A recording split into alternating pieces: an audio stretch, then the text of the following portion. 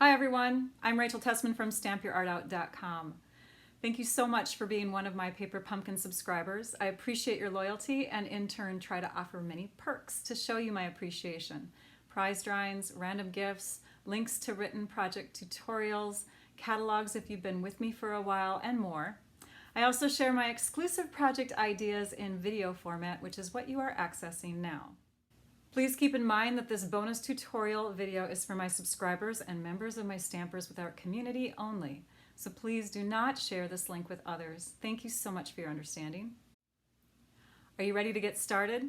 I'm excited to share some alternate project ideas that I have come up with using the contents of the April 2019 Paper Pumpkin Kit from Stampin' Up! Titled Sentimental Rose. Okay, so you may have noticed, or at least heard already, that the cards that come in the kit are pretty snug when they go into the envelopes. They can go in. You can get them to go in and out, as you can see, but it's a tight fit.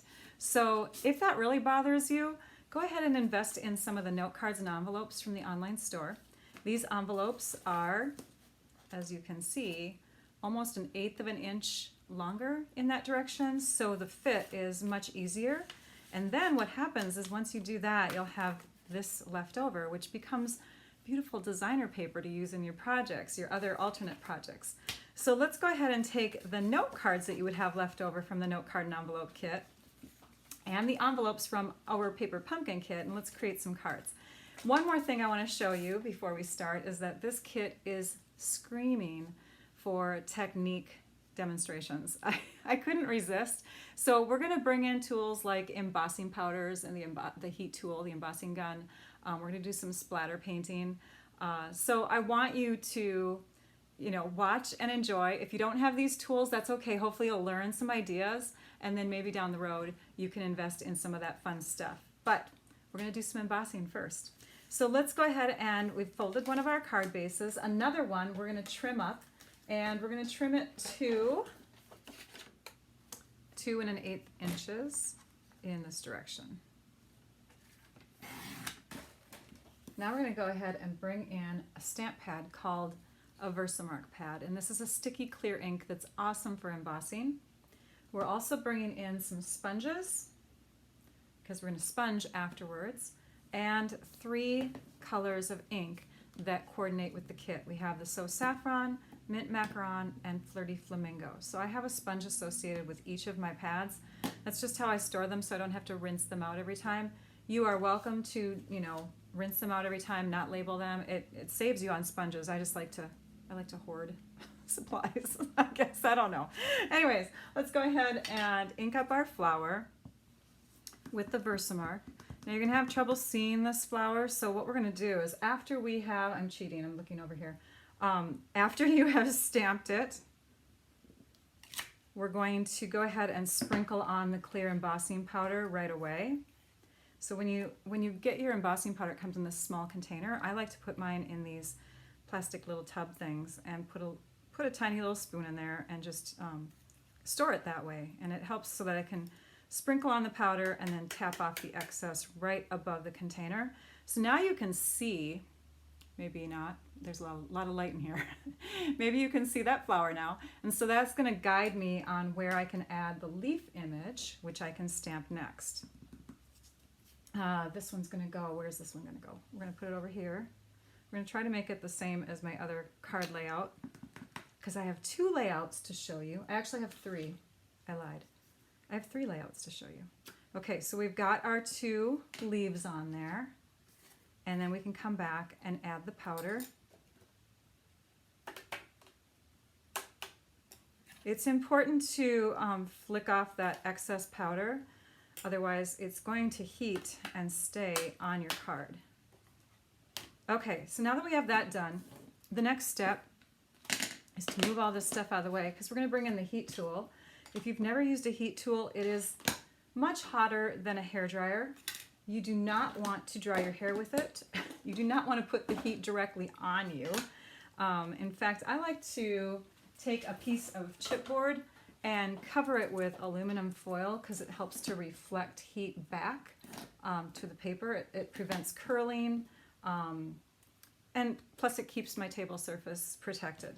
So now that we have that in front of us, again, just aluminum foil on top of chipboard, we're going to bring in the heat gun. And the heat gun has an on-off switch that has a low power, a low power and a high power.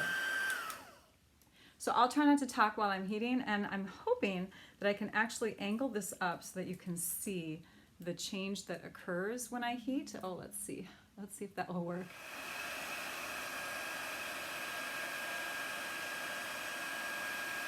And maybe what I need to do, I lied, I said I wasn't going to talk. Maybe what I need to do is hold this up higher so that you can see it without the reflection of the aluminum foil. It's not necessary to have this. It's just a nice thing to add if you don't want to have that heat going directly on your table. You can also hold it up in the air, but aim the heat away from you. And I think this will help because we probably will be able to see that, oh yeah, you can see the change already, okay?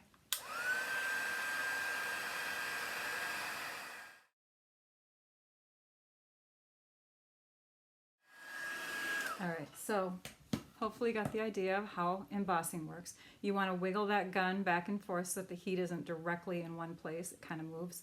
And also what it's doing is it's melting the powder that was stuck onto that image. So now it's clear. It's clear on top of the white, which is hard to see, which is why we're going to add sponging.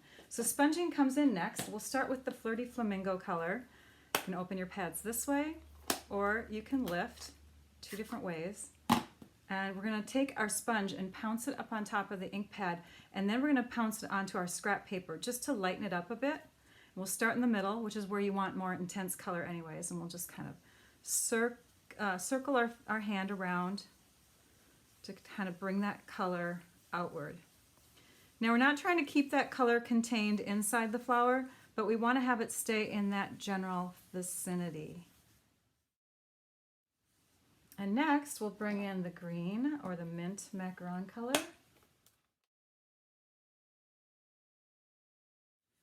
You'll see that the cardstock darkens at the edges, and that's okay. If that really bothers you, you can start with a large piece of cardstock.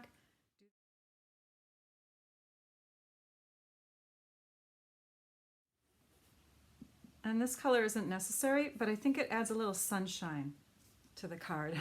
I just think it brightens it up a bit. Then you'll want to come in with a tissue and just rub across the surface of your embossed areas.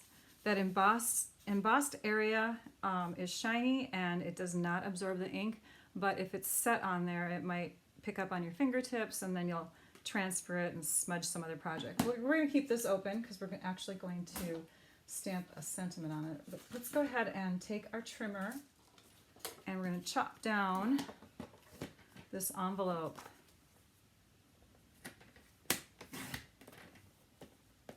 I like to trim off the edge, just a slight edge, and that helps to open up the envelope without any tearing. And then we'll go in, and I think we're going to go in about an inch probably will work. So actually, you know what? Since we have this 1/8 of an inch, I'm going to trim in even more because then I'm really going by the pink edge and not the white edge. Okay, so now I'm going to go ahead and trim this up to about an inch. And I say about because it's not necessary that you're exact. And you know what? Since I want to make the most of this envelope, I'm going to trim an 1/8 inch off this side and then trim an inch in from that edge because then I have way more pink to use on another project since I only need to have a portion of these 2 sections showing. I don't have to worry about those 2 spots on this side because that's going to get covered up by my card. Okay, so yeah, so we'll save that. That's a nice big piece. Let's take our card base. Oh, we got to trim one more thing. We got to trim this down. Now our note cards are 5 inches by 3.5, same measurement for the cards that come in the kit. So let's go ahead and trim these up. You'll notice that I made them slightly under at 4 3/4 inches, and the top is where I cut off the most. So now we have lots of leeway. We're going to add this. You can either use the glue dots in the kit or you can use snail adhesive, which is my favorite because it's super duper quick. And again, the middle is going to get covered up, so we can go ahead and add this white edge so that it's inside or towards the middle of our card. Same thing on this side.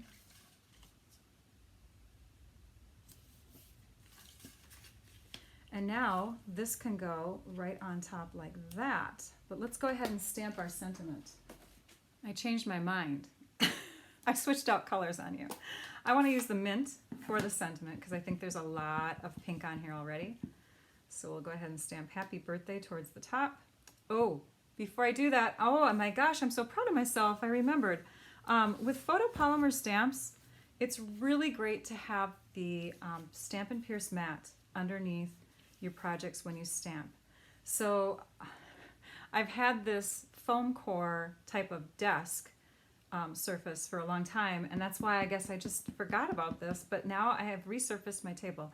And yeah, I want to make sure I'm showing you that this is an important element to have if you want to get the most out of your photopolymer stamps, because your stamps, your photopolymer, do not come with the foam within the stamp. They just go directly onto the block. So there's no cushion in there, which is why you need this, because it helps to make a more complete image. The reason why I switched colors also is because I decided I needed an extra layer. So we know that this piece here is 5 inches tall because we cut it from one of the note cards, 5 inches by 2 1/8. And so I made this one just slightly wider. I made it 5 inches by 2 1/4.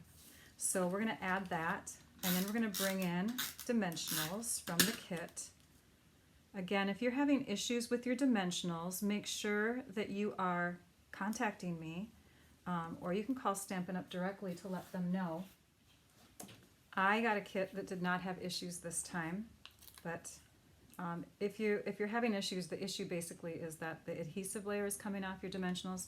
Let me or call Stampin' Up! Directly, 1-800-STAMP-UP. Let them know. Okay, let's not take off the backings yet. Let's grab that twine and let's do a little wrap. Now that we've lifted this up, we can totally do a bow because we can knot this. So now that we've measured it, wait, I'm going to do that again. Hold on.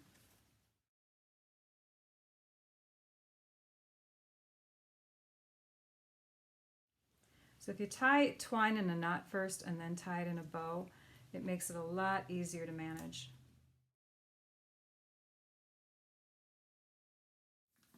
And there is our finished birthday card. Now I have another one to show you. I brought in silver foil paper for this next one, and my top favorite ribbon right now, which is the metallic edge, silver metallic edge ribbon, and I came up with this card. So this one's using a different envelope from the kit, but the same measurements. Actually, this paper here from the envelope is slightly longer. I think it's like 1/8 of an inch longer, which is why there's less white space all the way around the outside edge. But yeah, the same type of thing where I stamped and sponged. And then the greeting on here is stamped with silver embossing powder. So you can get embossing powder in clear, silver, and some other colors too. So there's another version of that card. And then one more version I did without any embossing. So you could totally do the same layout idea and not worry about any embossing. You don't have to have the heat tool, you don't have to have the embossing powders and all that stuff. But if you want to do it directly with what you've got in the kit and just a little bit extra like the note cards, some sponges, some inks, you can do a version like that. You'll notice that that one does not have an extra layer of cardstock behind the white. What I did instead is I just sponged the edges with the gray granite ink to give it that layered look. So some of you that have embossing materials may be asking, could I use white embossing powder? Yes, you certainly could use white. White has a certain white color to it, which may not match the color of cardstock that you have. This is Whisper White cardstock. It's not the cardstock that comes in the kit. You'll notice that the cardstock that comes in the kit is a slightly bluer, or I don't know, not as warm of a white. And our Whisper White cardstock, of course, is a little warmer. The embossing powder, this is white, this is clear by the way. It's hard to tell the difference on white. But the embossing powder has a warmer tone to it. So I tend to gravitate towards using white on white look with the watercolor paper that we have. And I'll show you that in a minute. But one of the advantages to having white is that it looks excellent on black cardstock. The advantage to clear is that you could put it on colored cardstock or whatever, and it would just be clear on anything. It would just raise that cardstock image up. So let's go ahead and use some white embossing powder on this little tiny bit of black cardstock. So we'll use the Versamark ink again. I forgot to use my little pad. Oops. Okay, so let's go ahead. Now, it's a tiny piece of paper here, so we want to be really careful when we're embossing. A hint that I have for you is to get a skewer or chopstick or something that you can hold onto your paper with. Or you can emboss half of it and then emboss the other half. Again, we're going to have a little reflection here. Not sure if, there we go. That works. So you could hold it with your finger or hold it with a skewer. And that will protect your fingers from burning off. And you get such a beautiful result from that. I started playing around off camera and realized it wasn't recording. What I'm doing right now is I am stacking my leaves. So I'm stamping them down, putting some powder on, and then stamping more, just like I showed you with that flower. So we're going to go ahead and add one more leaf over here. So I'm just going to put it right next to one that I've already done. Add the powder, shake it off, and now I have a bunch of leaves ready to emboss. I'm going to go ahead and do that off camera and I'll show you the results. So I've embossed the leaves, and now what I'm going to do is I'm going to do a watercolor wash with them using the mint macaron. Oh, and before I open it up, I'm actually going to squeeze it to create a well of color, and you have to kind of squeeze tight. So I've got some color there, and then I'm going to take my two aqua painters. They come in a set of two. I have one of them just to add water to the surface of my watercolor paper, and then the other one will dip in the color and kind of bleed that color into the watered base already. So let's go ahead and uncap them. And this one we can kind of just start squeezing to get the water to loosen up, and we'll just wash across the top. Watercolor paper is great for this because it's made for watercoloring. It's a certain kind of texture that allows you to wet your paper without it curling too much. It has some texture to it. So now you can see as I'm adding the green on top, the leaves that were embossed in the white embossing powder are resisting the color. This is looking great. Way better than my ones that I'm going to show you. Oh my gosh. Okay, so you can see the color is kind of bleeding out into that area kind of gradually. So it's darker over in the corner, and then as it comes this way, it gets lighter. And that is because I used a lot of water. So you want to add water in order for the color to bleed. So we'll start over here on this side now. In fact, maybe it was the angle. I don't know. I am not a huge watercolorer. I mean, this is something when I took art classes in high school and college, I preferred color that didn't move on its own. I was more of like the charcoal and the pastels and the pencils. Watercolor scared me. So it's not one of my strengths. It's not one of my fortes. But I'm liking this. Ooh, I wonder what we'd do if we could. Nah, now I'm ruining it. All right, so we'll just add more water to that. We'll just kind of get that more liquidy. There we go. So we've added our color, and now we're going to set that aside to dry. When you're done with your color, you can just, kind of run it on your scrap paper, or I just have a paper towel or a tissue nearby, and then I run it clear. And I keep these capped. These are capped for when I want to do watercoloring later, and they don't have ink in them right now, so they're good to go for the next time. Okay, so yeah, we'll set that aside and let that dry. Now I'm going to show you watercoloring with watercolor paper, so you can see much better job today, versus regular paper. And I didn't use a lot of water on either one of them, but I really liked the sponge look with the Whisper White. This Whisper White cardstock, it buckles and folds and gets kind of puckery. The watercolor paper just kind of curves a little bit, but you can curve it back with a bone folder. You can straighten it out again. It's awesome for adding water to. So we've got a card that I'm almost completely done with. Again, you know, I like this one better. Oh well. So I added watercolor for the flamingo color and the mint color, and it was on a diagonally cut piece of watercolor paper. I added some of our new textile ribbon in the mint macaron color. You can get that June 4th. I added also some of our vanilla trim. I forget what the official name is, but this is also new ribbon coming in, and stuck that underneath. So it just has a little decorative edge here. I embossed a piece of 5/8 inch by 3 inches. It doesn't matter how long it is, just so it's long enough. Strip of basic gray cardstock, which is going to be the color of our base for our card. And I did that on Whisper White. Kind of has that same striking look to it, doesn't it? So we're going to go ahead and add, we're going to trim first. Let's go ahead and take our snips and trim in just slightly here. And add this to the front of our card, like that. So it comes off the edge slightly. And then we can turn it over and we can trim it up. So one of the advantages to having a Versamark ink pad is that you can do tone on tone. So it's like you have all the colors that you want as long as you have colored cardstock.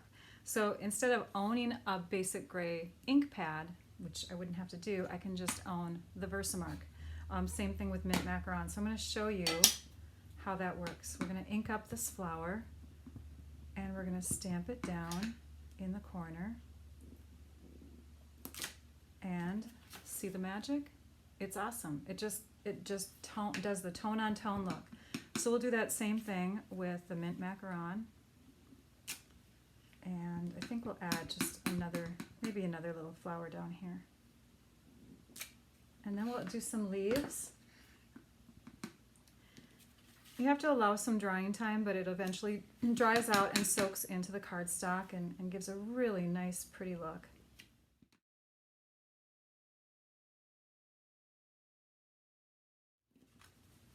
And there is my finished card.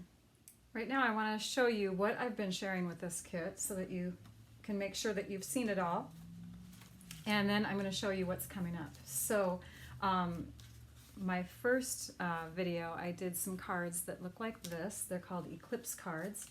These are called floating frame cards. Very fun. You'll want to check those out.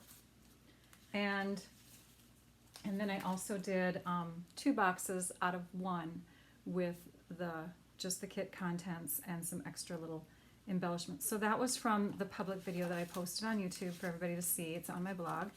And then I also did my blog hop projects were bookmarks. I did a video to go with them.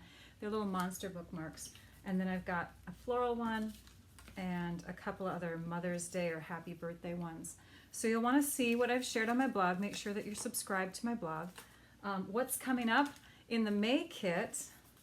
The May kit was designed with the help of Shelley Gardner, who is the co-founder of Stampin' Up. So it's called Hugs by Shelley. It's going to be for May 2019, so you'll want to have an active subscription. This is just one of the 4 card designs that are in there, and the envelopes are even printed with beautiful designs. I've got in my hands the stamp set that you'll be getting too. So let's see, maybe I'll hold that up against some white so you can see it a little bit better. So that's what's coming up in May. You get 12 cards, 3 of 4 different designs. And of course I'll be doing alternate projects, so if these don't float your boat, just stay tuned.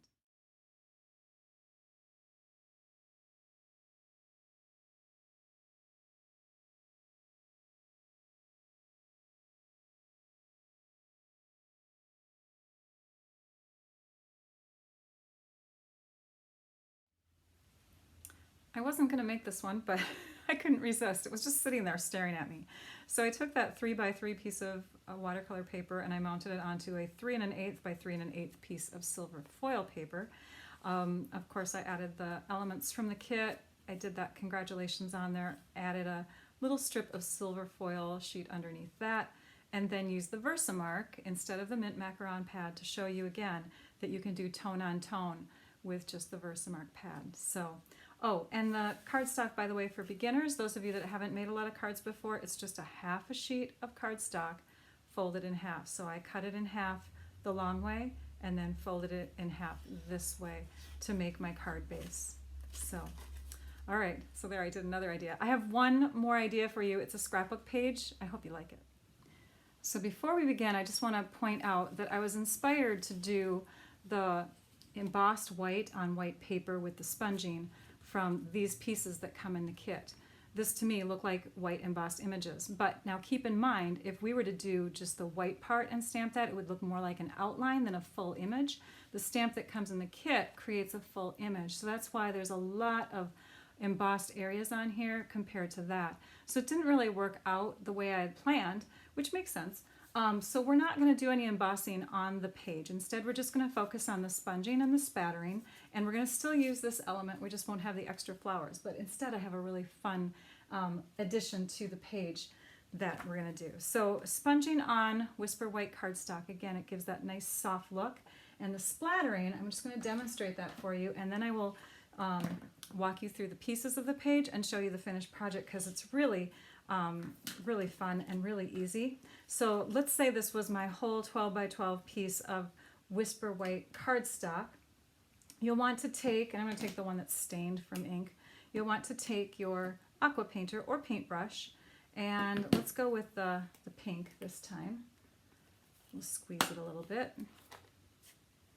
Okay, so now what you do is you dip your paintbrush in there and you grab some other hard tool like the bone folder or a pen or a pencil, and you're just going to make sure that there's nothing around your area, and you just tap it.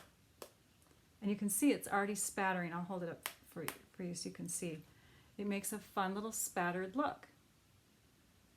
So that's what I'm going to do on the page. I'm going to do a bunch of sponging. I'm going to do a bunch of spattering with different color inks.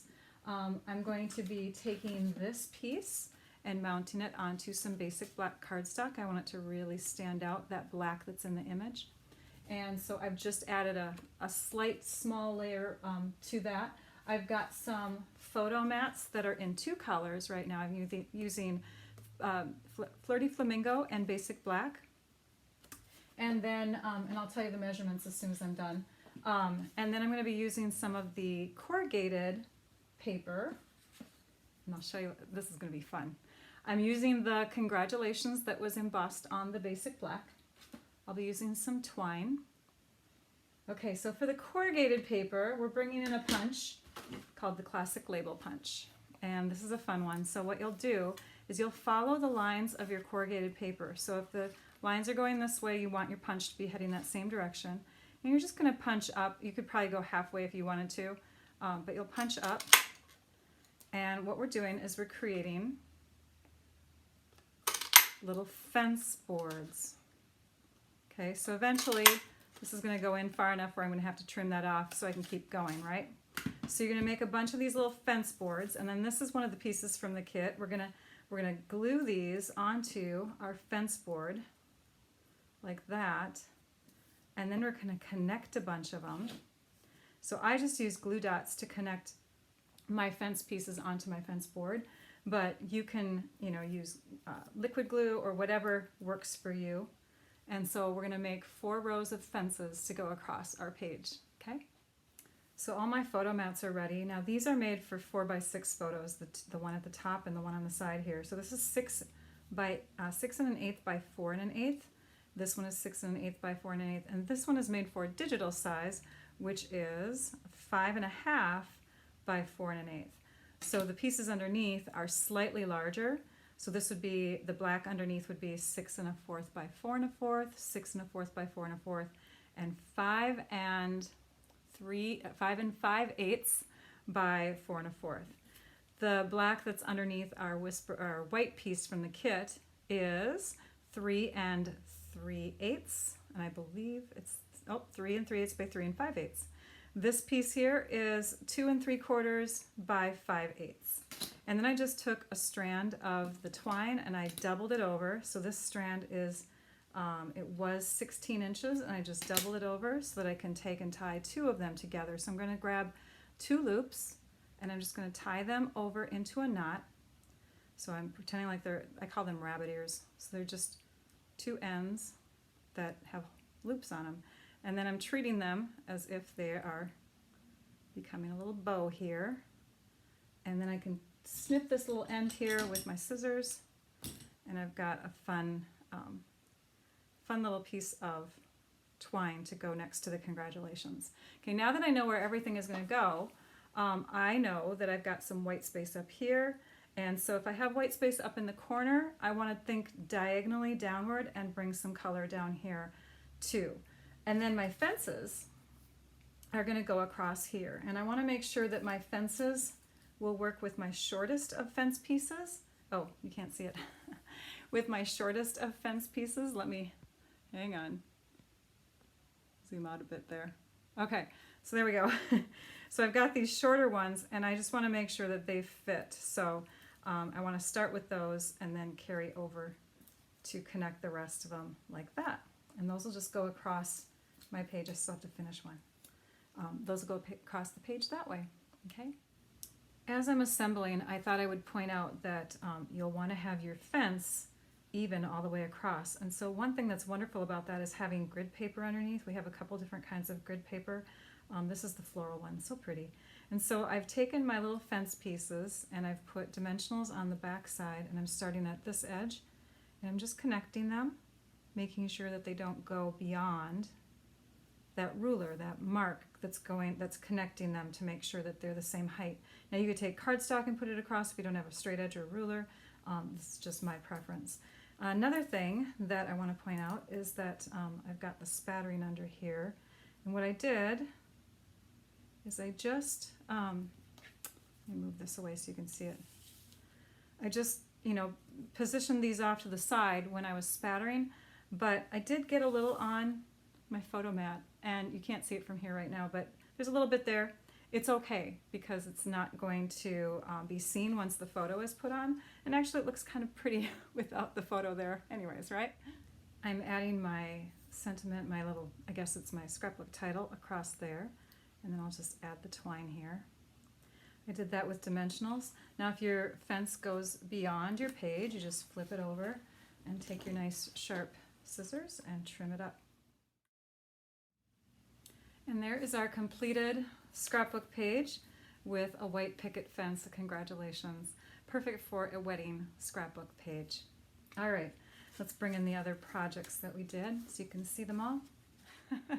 Thank you all for watching. It builds creativity to think outside the box. Be sure that you have access to all my other paper pumpkin project ideas and helpful resources. Follow me on Pinterest, subscribe to my YouTube channel. Definitely subscribe to my website at stampyourartout.com so that you can see other paper pumpkin ideas I share, access resources, and get the latest paper pumpkin news. Subscribe to my newsletter, and if you're on Facebook, please join my Paper Pumpkin fan club. It's amazing all the ideas that are being shared there. There's 20,000 plus people in that group. Promise you'll be inspired daily. I hope you enjoyed this video tutorial. Now I'd like you all to go and stamp your art out. Bye-bye.